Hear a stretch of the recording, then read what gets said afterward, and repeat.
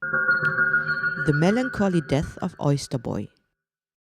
He proposed in the dunes, they were wet by the sea. Their 9 long-day honeymoon was on the Isle of Capri. For their supper they had one spectacular dish, a simmering stew of mollusks and fish. And while he savored the broth, her bride's heart made a wish. That wish did come true, she gave birth to a baby, but was this little one human? Well, maybe. 10 fingers, 10 toes, he had plumbing and sigh. He could hear, he could feel, but normal, not quite. This unnatural birth, this canker, this blight, was the start and the end and the sum of their plight.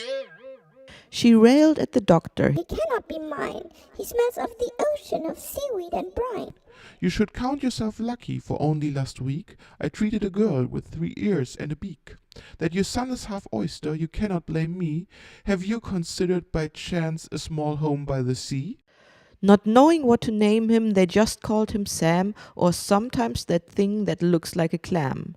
Everyone wondered, but no one could tell when would young Oyster Boy come out of his shell.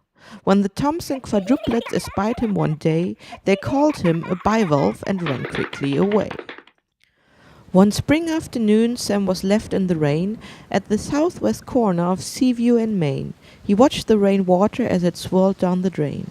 His mom on the freeway in the breakdown lane was pounding the dashboard. She couldn't contain the ever-rising grief, frustration, and pain.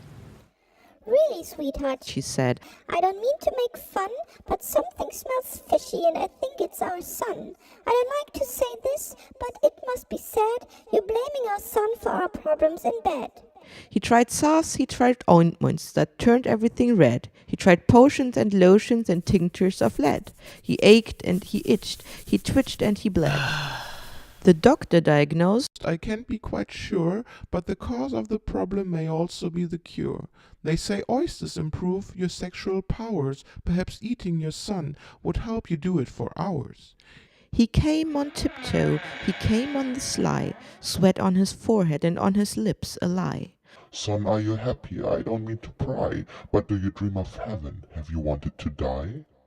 Sam blinked his eye twice, but made no reply. Dad fingered his knife and loosened his tie. As he picked up his son, Sam dripped on his coat. With the shell to his lips, Sam slipped down his throat. They buried him quickly in the sand by the sea, sighed a prayer, wept a tear, and were back home by 3. A cross of great driftwood marked Oyster Boy's grave. Words writ in the sand promised Jesus would save, but his memory was lost with one high tide wave. Back home safe in bed, he kissed her and said, Let's give it a whirl. But this time she whispered, we'll wish for a girl.